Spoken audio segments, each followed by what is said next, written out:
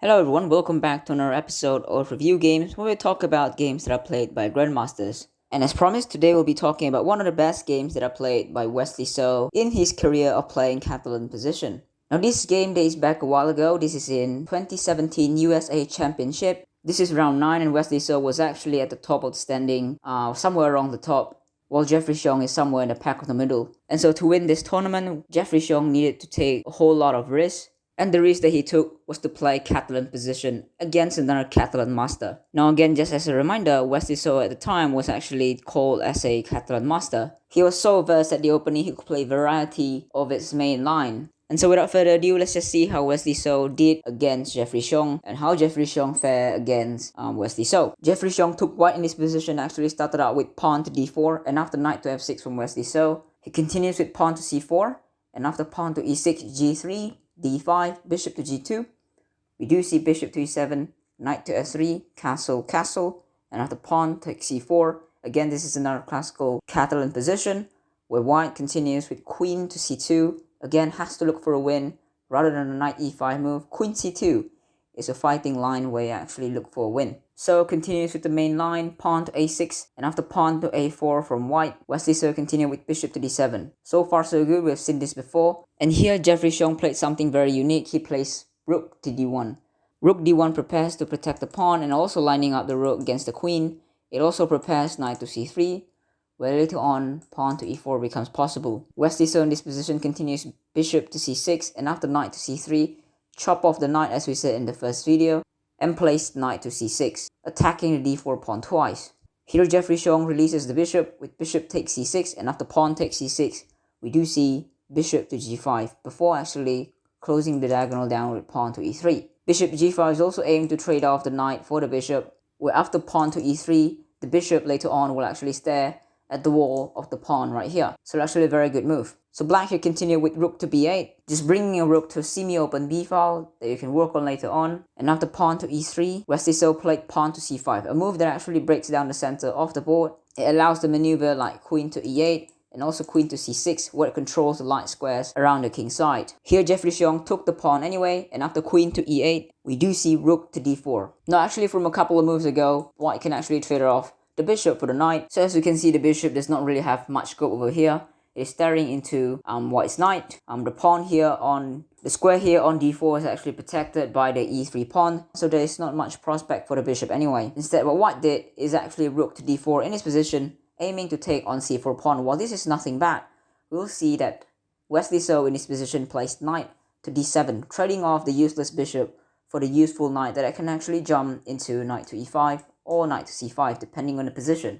And so here, if we look at it, there is no good square for the bishop to retreat to, and so in this position, Jeffery Xiong traded off the bishop and placed pawn to c6, pushing that pawn one square forward into promotion and also attacking the knight right here, gaining a tempo. Wesley So continued with knight to e5, now attacking the c6 pawn. After queen to e4, Wesley So continued with queen to c5, now protecting against the c6 pawn, protecting the knight, and also in this position, threatens to take on b2 because the queen has just left to e4. So here, if we pause for a moment, we could see that black really has the pressure in this position, right? He's threatening to take the pawn on c6. He's threatening to take the pawn on b2. But Jeffery Xiong in this position played a very nice move himself that actually protects and attacks everything. He plays knight to d5. Now knight to d5 indirectly protects the b2 pawn, because if black had taken on b2, then queen takes on e5. And if the pawn takes in this position, we could see rook to g4 threatening checkmate, but also now releasing a discovery attack on the b2 square. And so rook takes b2 will be a blunder in this position. Knight to d5 also threatens to take on c7. It threatens to exchange the knight this way. With queen takes e5, pawn takes d5. This will be slightly easier position for white to hold on to. But Wesley So was not interested in all of that. He placed knight to d3, bringing his pieces to the position where it cannot be kicked away by white's pawn. As you can see, there's no pawn on c file or the e file, and so this is actually called by outpost, meaning you require a piece to actually kick it away. Here the knight is hanging on d5, so Jeffery Xiong actually took on c7, moving the knight away from the attack, taking another pawn in this position, which seems harmless, but pause the video to see what Wesley So did in this position that blows up white's defense and actually crosses hope of winning this game or even maintaining a draw in this game. Wesley So played a stunning move, a sacrifice. He placed knight to f2, taking that pawn and baiting the king to take on f2, because after rook to b2, the whole second rank is actually open for black to work on, and it is soon going to be infiltrated by black's major pieces. And here king back to g1 will have actually led to queen h5, where it threatens queen h2, and queen h4 to block the only file that actually threatens checkmate. We see queen to e2, threatening checkmate this way.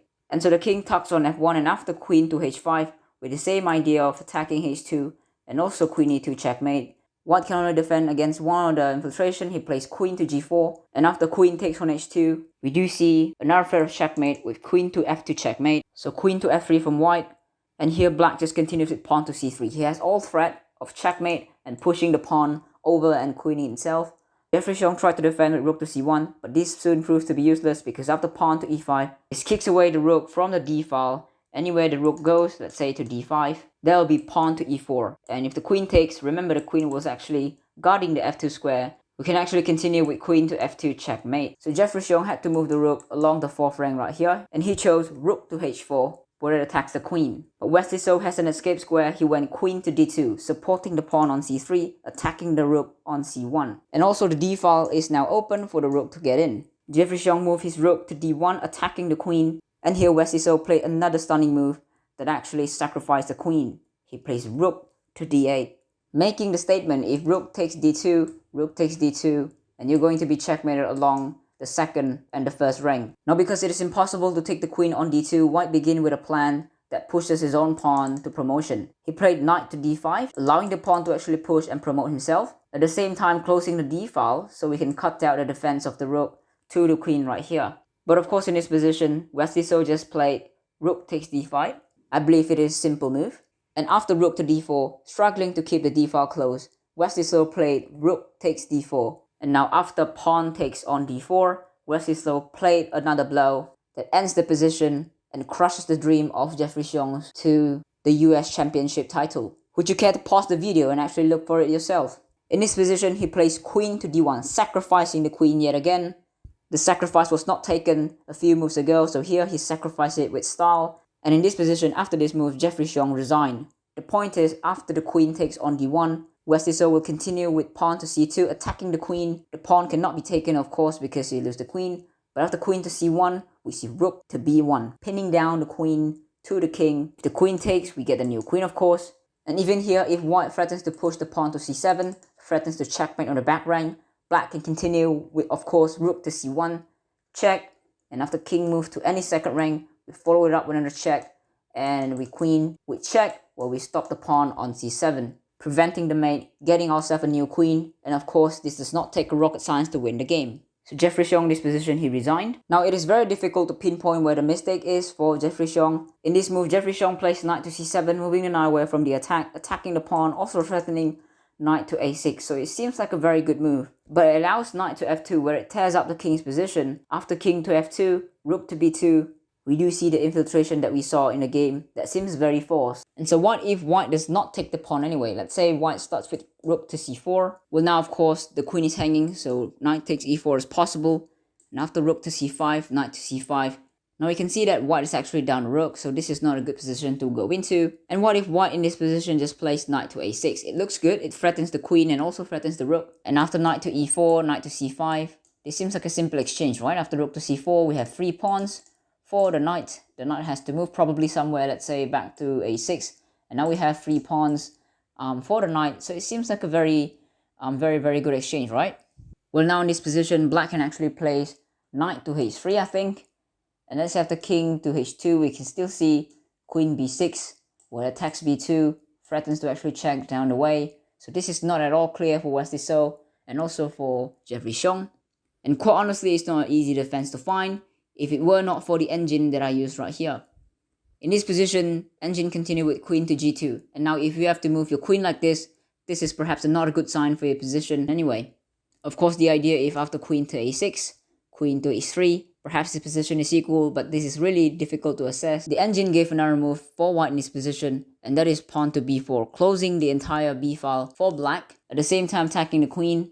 Of course, if pawn takes and passant right here, the knight is lost, and if rook takes on b4, we do see knight to b4. But here black does not have to do any of that, right? He can play pawn takes d5, counter-attacking the queen on e4, and after pawn takes queen, you will see that even after rook to e4, we have a pass pawn over here that we can push. And so this might be very good for Wesley So, and very bad for Jeffery Xiong. Not to mention the pawn here on the queen side is not really suitable for Jeffery Xiong to push, and so this actually diminished all winning chances for Jeffery Xiong, and so this is just another difficult way to get through. Here again, the engine actually gave the move queen to d3, taking away the powerful knight after pawn takes on d3, pawn takes c5. Perhaps with this position, this is easier to defend, but hell, this must be a very difficult task for Jeffery Xiong to defend and to find out the continuation right here. Some experts believe the mistake started out right here, when Jeffery Xiong played rook to d4, where he could have traded off the bishop for the knight. As you can see, the bishop is actually not looking at a lot of prospect right here. Perhaps there will be a very good continuation to continue. As opposed to the knight, where it actually sacrificed itself on f2, the bishop does not have the capability to sacrifice itself on, let's say, any of these square, you know. But again, this position, who the heck knew that this knight on f6 would actually ended up sacrificing itself on f2. This is a difficult position to assess anyway. And quite honestly, when I watched this game, I had seen knight to f4, where it tries to exchange off the knight on d3, where after knight to b2, this must be very scary with the pawn pushing, or the b file open, and not to mention black would be up a pawn at this point. The point is Wesley So played a fantastic Catalan game in this tournament, and perhaps Jeffery Xiong had some chances to defend, but it was not very clear, and he went on to lose the game instead. This has been my most favorite game from Wesley So. Comment down below if it actually become yours as well after watching this game. That time to wrap up the video.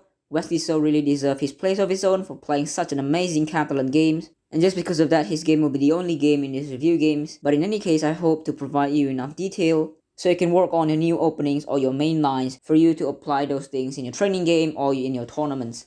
In any case, hit the like button if you like the video and comment down below if there's anything to improve on. Otherwise, I'll see you soon.